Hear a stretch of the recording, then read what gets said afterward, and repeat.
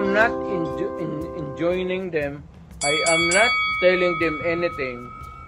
Ito lang ang tanong ko sa military. Hanggang kailan kayo magsuporta ng drug addict? Yun. Mismo, hanggang kailan kayo magsuporta ng addict military? Maliwanag yun. Maliwanag pa sa sikat ng araw yun that you have to move now, as soon as possible, bago pa maubos ang kaban ng taong bayan at bago magkaloko-loko, magkaletse-letse itong bansa na ito. Abangan po natin. Sabi ko sa inyo, magiging makulay itong linggong ito. Itong press con ni PRRD. Nako, napaka-ano nito. May, kung papansinin po natin, may koneksyon na po ang hudyat ni VP Sara at ni PRRD. Ipapaliwanag ko po in details. Ito. Military, wake up. Yun! Una pa lang, military, wake up. Alam nyo po, ito, masabi ko sa inyo, ha? PRRD is very consistent about this, no? Ulitin ko po, nung kami huling nagkakwentuhan diyan sa Davao, at ako mismo, naitanong ko kay PRRD, hanggang kailan na lang tayo? Kailan ba matatapos tong problema na ito? Hindi ko na lang siguro babanggitin kung ano yung sinabi niya sa amin kung kailan matatapos tong problema na ito. Sabi ko, rough estimate. Ha? Wild guess. Anong buwan? Anong taon? Etc. So more or less, we are right on schedule. Hindi ko na lang babanggitin dahil specific, no? But eto, tinatanong ko kay PRRD, palubog na po ang Tatay Digong, sabi ko. Ito yung nagkaroon ng siege po sa KOJC. And habang ando doon yung pulis, merong time na lumabas kami at nakipagkita po kami kay PRRD. At tinanong ko, ano po kaya ang paraan? Bukod doon sa kailan, ano kaya ang paraan para matapos na tong problema natin? Ang sagot niya, watch the AFP. AFP lang ang solusyon dyan. And until now, yan pa rin ang sinasabi ni PRRD. He is very consistent on that.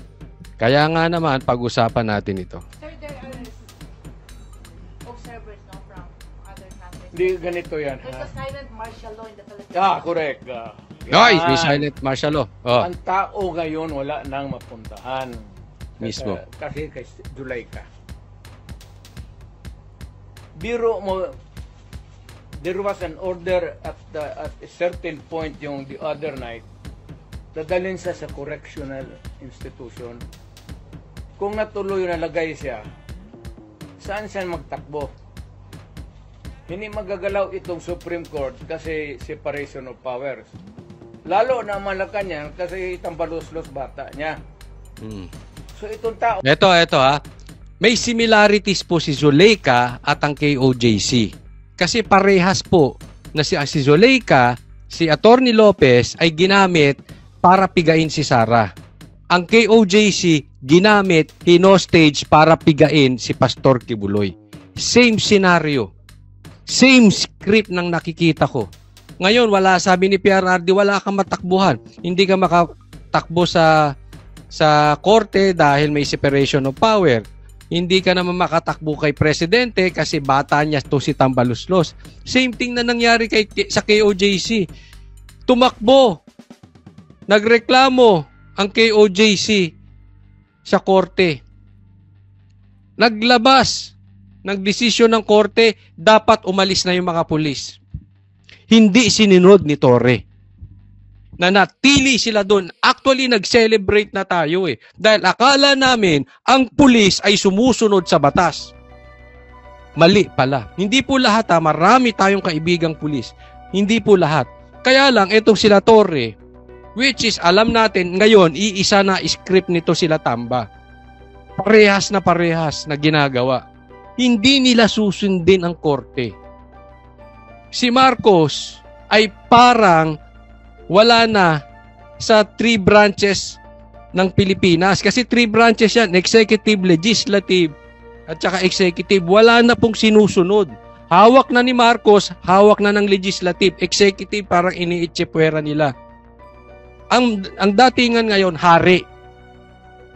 Hindi natin alam kung sino ang hari, si Bongbong ba o si Tambaluslos. Basta kung ano gusto nila, yun ang masusunod.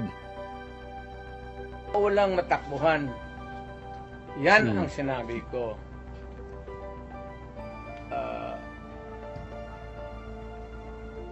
There is a fractured governance na bali lang, hindi lang na-sprain. There is a fractured in the governance sa ating... Alam nyo yan, totoo to sinasabi ni PRRD. Ang sakit na di ba? Dahil sa pangarap ni Martin na hindi niya maabot-abot, apektado buong Pilipinas. Dahil pangarap ng isang tao na walang kakayanang maabot ang pangarap niya, buong Pilipinas nagdudusa. Pilipinas ngayon. Walang makakorek niyan. Wala. Nobody can correct Marcos. Nobody can correct Romualdez. Nobody can... it's a long process mapapil sa Supreme Court. Unless you... dala ka ng kaso doon, matagalan yan. Hindi mo ngayon pwedeng kontrahin si Marcos. Hindi mo pwedeng kortahin si Tambaluslos. Okay? Kung sa korte mo naman, pangmatagalan yan. Ano solusyon? Ito. Ito ang solusyon natin. Makinig po kayong mabuti. Next year pa yan. So if you want Next year pa yan. So para kay PRRD, tingnan nyo mabuti. Kung lalapit nyo sa korte, next year pa yan. Para kay PRRD, matagal yan. Gets nyo? Matagal. Ano yung mabilis? if you want a redress of grievance, there is no urgent remedy. So, it is only the military who says. Yun. Sundalo po. Military. AFP. Kaya ang sabihin ko, presidente ako, nakita ko ang sitwasyon. Masama na ang sitwasyon natin, PRRD. Napakasama na po. Kung gano'n rin ang presidente na in face of so many errors there, nagtupak-tupak na ng hanggang nagkaroon ng breakage, is fractured governance. It is only the military who can correct it. Are you saying a military junta can No. Oh. Military lang ang makakapag-correct ng problema natin. Ano ba ang problema natin? Ang sabi niya, walang makakorek kay Marcos, walang makakorek kay Tamba. So the problem is itong dalawa. Itong magpinsan, sakit talaga kayo sa ulo. Kayong magpinsan. Bakit pa kayo bumalik sa Pilipinas, Marcos? Para lang kami bigyan ng problema. But anyway, andito na tayo, military lang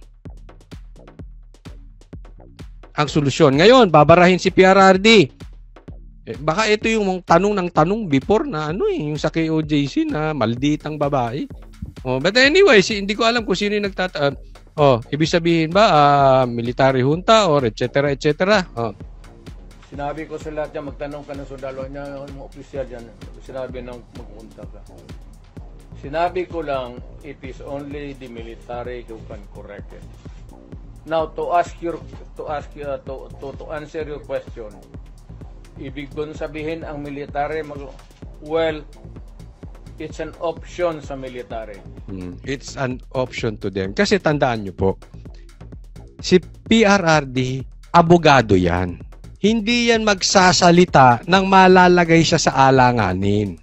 Okay? Pero may mga pamamaraan paano ka magtatawag nang hindi ka malalagay sa alanganin. At eto na po yun. Eto na po yun. Let's watch out for two group. The military and the group of BP Sara.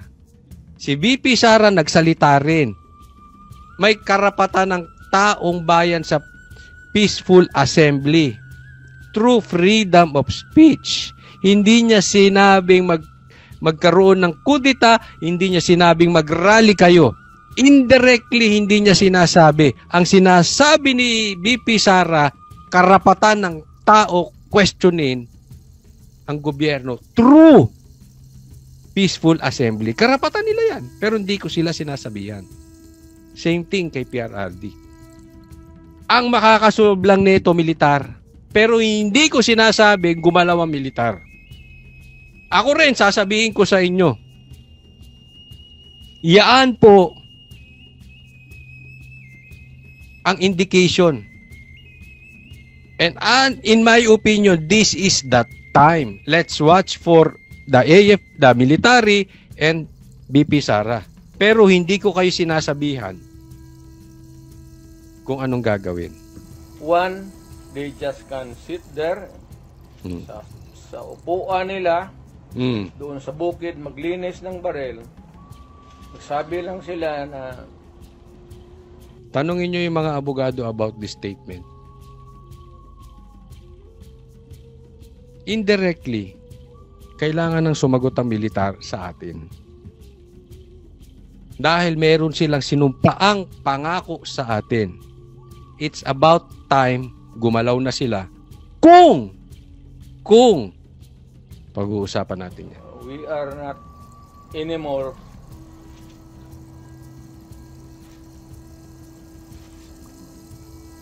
hindi na sila magkudita na magpunta yung tangki digira na.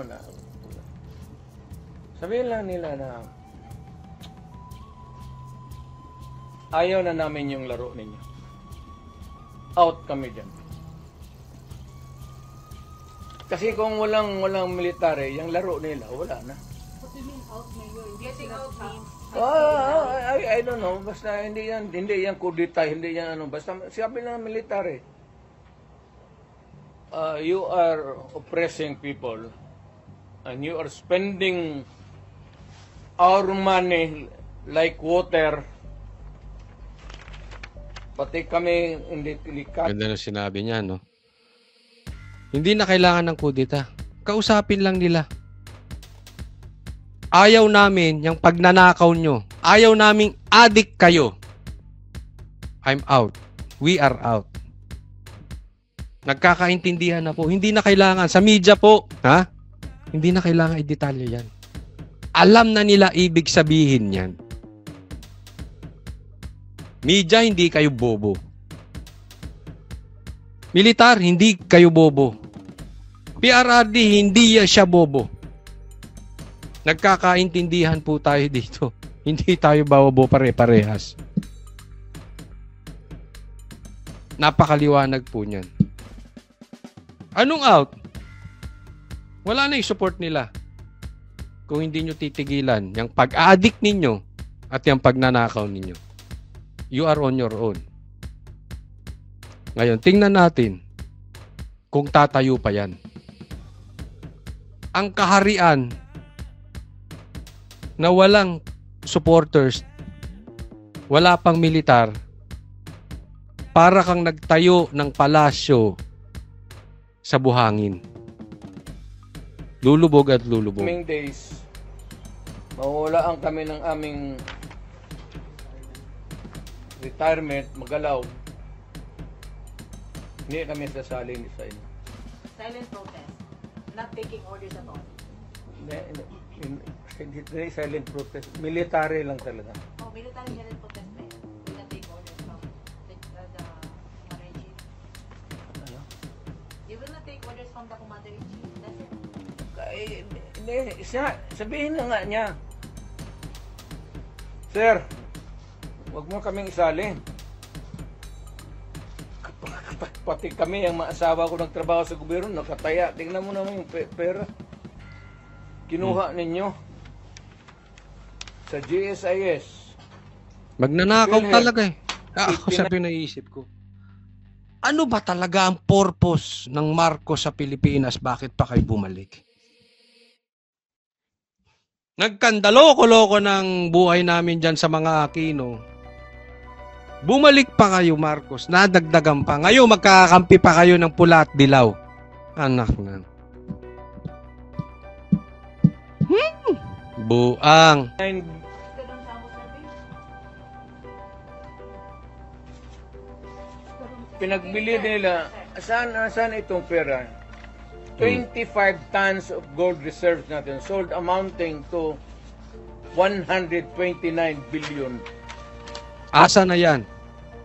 Asa na yan? At least sa Congress kung may resolution tapos i-bill that would correspond with it, there's an explanation of how the money is going to be spent.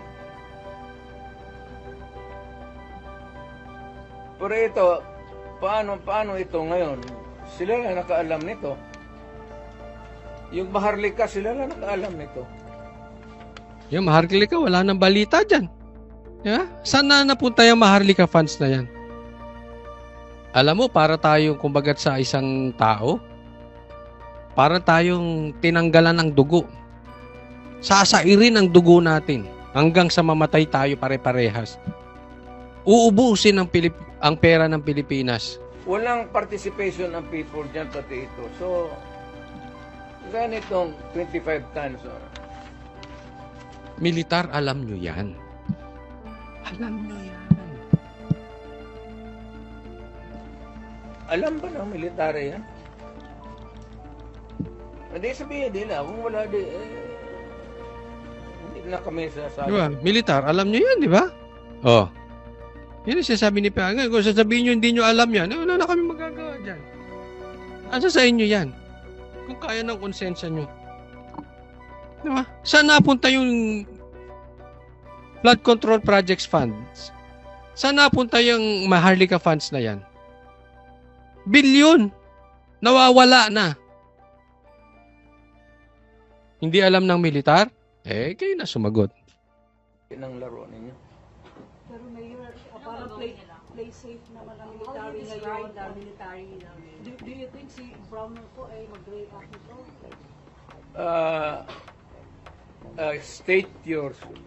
Can you restate your statement? Can you expect that Browner will respond? When ito pag nilabas din ito, your question must also correspondingly appear. Importante yan. So, guard. Kasi may statement siya, dapat stay put lang yung military. Wala naman siyang sinabi, no?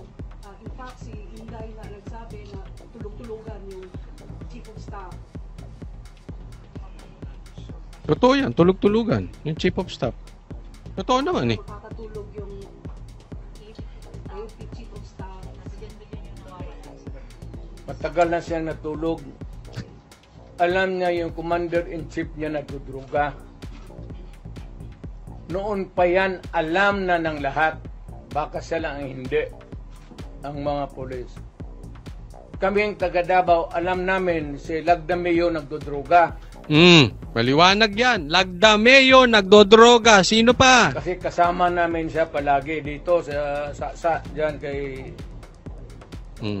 Pedro. Kaya yung sip-on mag-usap kami, yung sip-on Lagdameo magtulo yan. Hindi niya alam nagatulo yung sip-on niya. Minsan gano'n na lang niya. Alam yan. Alam yan. Ng chief ninyo. Adik yung mga yan. Bangag yung mga yan. Alam ni Marcos na si Aglag Dameo durugista. Alam niyo nilagdamiyo na durugista. Magkasama yan sila. Yan, diniinan naman. Bukas na ulit. Eto na. Harapan na. Lagdameo, Marcos, adik. Alam nila yan sa isa't isa. Adik tong mga to. Oh. Sa hititan. So, another appropriate question would be, yung ito with sincerity. Sincerity. Yung bang mga military pati police, would you still continue to support a drug addict? Ganda nung tanong. Ang ganda niyan. Okay? Search your conscience. Susuportahan nyo ba mga military ang addict? Police, susuportahan nyo pa rin ba? Itutuloy nyo pa rin ba ang pagsuporta sa addict? Alam mo, hindi lang yan sa military at sa police.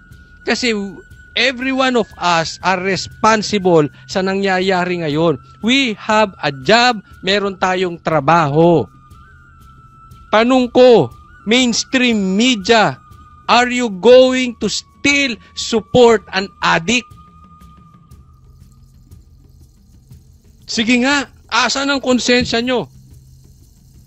Mainstream, ABS, GMA, News 5, o kung sino-sino pa, Rappler, etc. Mainstream media. Tanong ko sa inyo, sinusuportahan nyo ba ang addict? At kung oo, are you still going to support an addict? Susuportahan nyo ba ang addict at magnanakaw, militar, sundalo, mainstream media?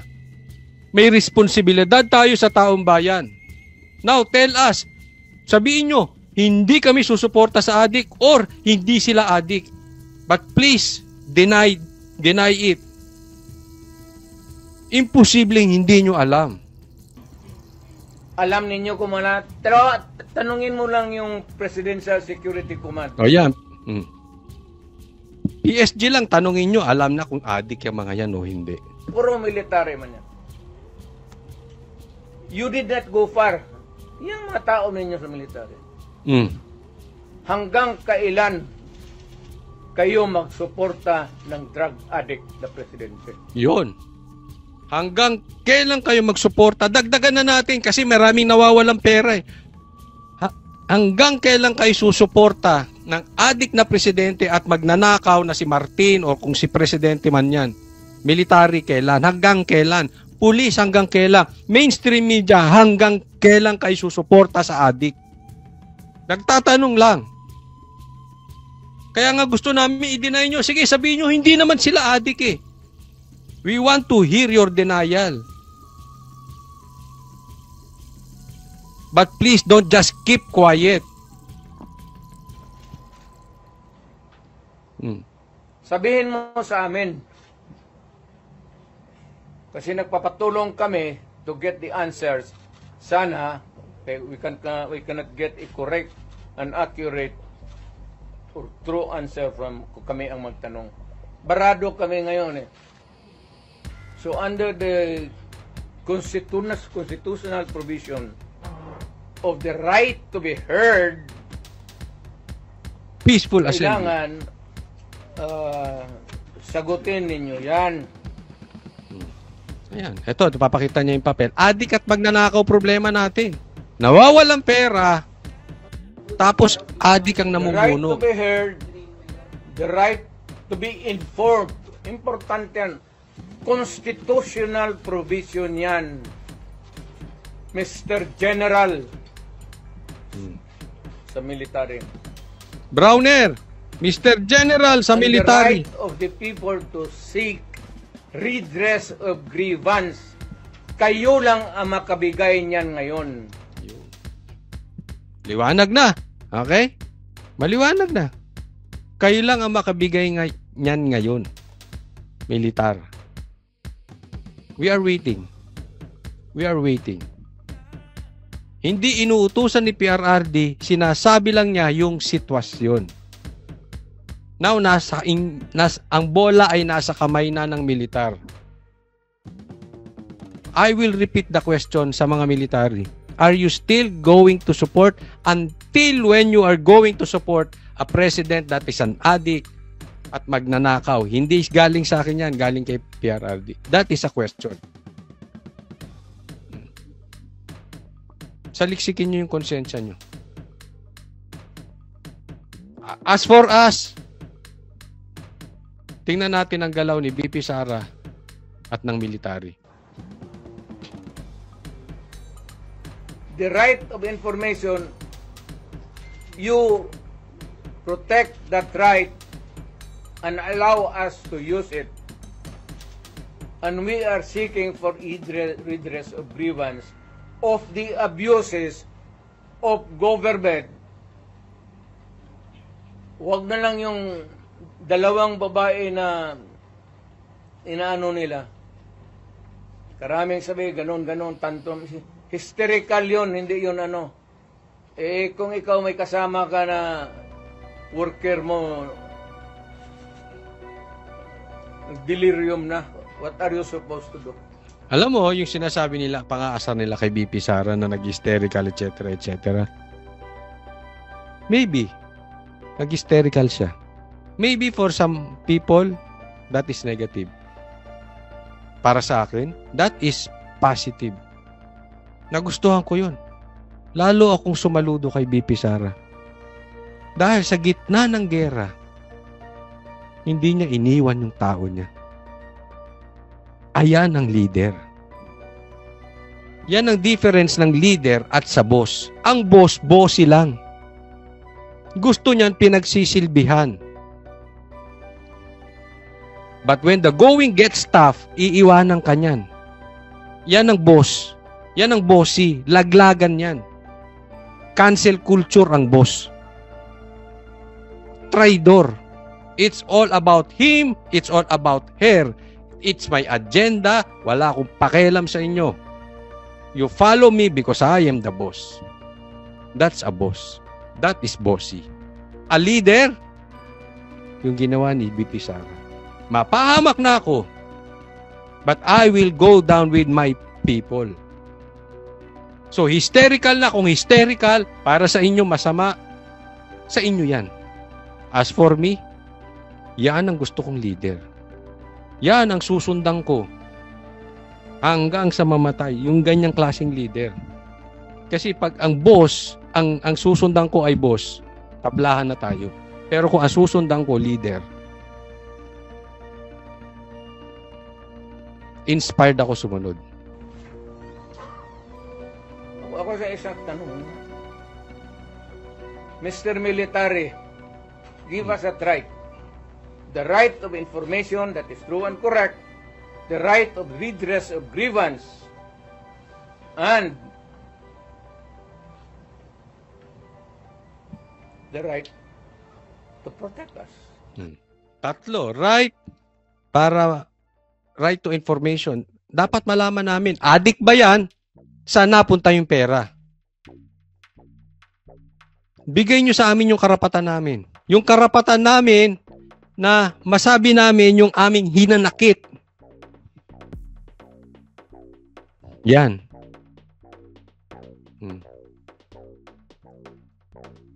Nasa sa inyo yan, militar. To be short of challenging Browner niya. To be short of challenging Browner niya. Wala akong tina-challenge. I don't have to challenge to anybody. I'm challenged to the military itself. The whole of the military, kasi sila ang supposed to be protector of the Constitution. That is our right. Our right, karapatan namin maprotektahan. Sa ngayon, wala na tayong anong sinabi ni BP Sara? Wala nang hustisya sa bansa na ito. Karapatan ng bawat isang Pilipino na maprotektahan. At alam nyo ba? Wala nang makakagawa niyan kung hindi militar. Now tell me, kung protector sila ng Constitution, are they willing to still protect the president who is a drug addict for another 4 years? Yun ang tanong doon. Militar, Mainstream media, dagdagan ko na. Magkakasama tayo sa trabaho. Kayo ba ay protector ng konstitusyon or protector ng adik? Are you still willing to support, to protect an addict for 4 more years? Maganda yun. Maganda yung sinabi ni PRRD. Sa madaling salita, ano pa inaantay nyo? Hindi yan direkta. Pero yan ang instruction na magaling, galing from a lawyer na hindi siya malalagay sa alanganin. Pero ang ganda nun, 4 years. Ibig sabihin, aba, nauna. Hello? Uupo na lang kayo dyan at panuorin nyo magnakaw sila? Uupo na lang kayo dyan at panuorin nyo mag-adik-adik sila? Di umano, yan ang sinasabi ni PRRD. At kung sabihin mo hindi nila alam, address sabihin ko, wag tayo magbulahan. Yan, tama. I-address mo sila. Kung hindi nyo alam yan, wag tayo magbulahan. Yan din ang sasabihin ko sa media. Pare-parehas tayong media. Kung sasabihin nyo sa akin, hindi nyo alam, wag tayong magbulahan dito mga ano kayo. Hindi kayo bobo. Matatalino kayo eh. Mas malabo pa yung hindi nyo alam kesa yung tanga kayo. Hindi kayo tanga. Hindi ako naniniwala itong media na to bobo. Hindi bobo yung mga yan. Pati mga sundalo, never ako maniniwalang bobo yan. Imposibleng di nila alam. Alam ninyo yan noon. Alam ninyo ngayon yan. Sabihin lang ninyo, kaya kung gano'n na lang, sabihin ko sa lahat ng mga bata dito sa Pilipinas, guys, follow the president. Start smoking marijuana and graduate sa Cebu. Kung hindi nyo alam media, militar, hindi nyo alam, sige. Sabihan na lang natin yung mga bata. Total, di nyo alam eh. Kayo yung matatalino, hindi nyo alam. Gayahin nyo na lang, presidente. Mag-adik-adik na lang tayo. Kayo, ako, ayoko ng adik. The best example is ganun. But people are looking up to you as a patriot and national. Yan, minamati si PRRD. But people are looking up to you. Kasi sinasabi ng mga media ngayon dyan na iba, na are you giving instructions to military what to do? Si PRRD hindi. Ito na naman tanong. But people are looking up to you. And then people looking at me because that president is silent. Yun! Wala siyang ginawa. Inutil kasi. Dapat at first stage pa ng laalitan, sandali. Hindi naman dumaan estudyante yan eh. Yan si Sulaika.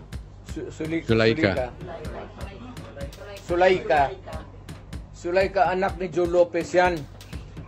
Sigma Rowan. So marami yan siyang dyan. Eksakto. Yung sinabi ni PRRD, may laman po yun na binamati siya ng media na tinitingnan ka na nila eh. Tinitingnan ka na militar. Diba? So gusto siya na i-trap. Pero matalino si PRRD. And tama yung sinabi niya. People are looking up to me dahil silent yung presidente. Sa madaling salita, inutil eh. Parang ganun. Parang hindi ko siya pinagbibintangan. But as for me, yan ang tingin ko. Inutil. Kasi kung may silbi ang presidente na yan, hindi na titingnan si PRRD eh. Halimbawa, talagang tinapos niya yung mga adik. Ang dami niyang nagawang infrastructure. Ang dami nabigyan ng trabaho. Walang baha. Sa madaling salita, kung hindi inutil si Marcos, people will not look to PRRD. Oo, magaling si PRRD, pero kontento rin sila kay Marcos. Kaya lang, ang taong bayan, wala na eh. nagrereklamo na from the inside out. Galit na eh. And for the people, they are looking to Duterte, specifically PRRD, because they look at him that the PRRD will stand for the people. That is the difference, kasi si BBM cannot, will not, and too weak to stand for the people. Yun. Tapos magagalit sila sa Duterte. If kayo naggumawa niyan sa sarili ninyo, if you are doing your job, hindi nyo problema ang Duterte. Ang problema ay nagbabackdoor kayo. Para kayo ang manalo, sisiraan nyo Duterte. Hindi. No need for that. Kayo na nakaupo eh. Kung nakatayo kayo para sa tao, people will not look for a Duterte. Diba? Oo, mahal ng tao ang Duterte, pero nagagawa nyo trabaho nyo eh. So okay lang sa taong bayan. Kaso hindi eh. But people are saying, pag mayroon si Tatay Digo, alsaming tanan. So how do you react to all this? Ayaw ko kasi presidente ako. Once upon a time, I was president. Now, I could just imagine what will happen to my country if things go awry.